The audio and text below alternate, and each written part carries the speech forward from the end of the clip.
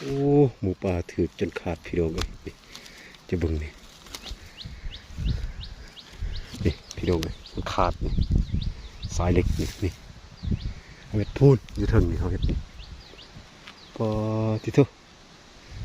บริไปยามเหวนี่ประมาณ2 อาทิตย์กว่าเลยนี่ขาดเลยนี่โอ้เสียดายดิ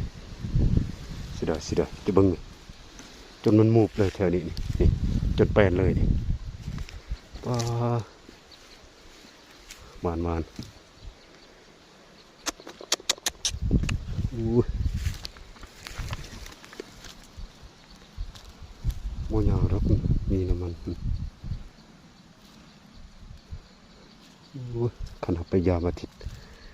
ลังถือเจออยู่รักนี่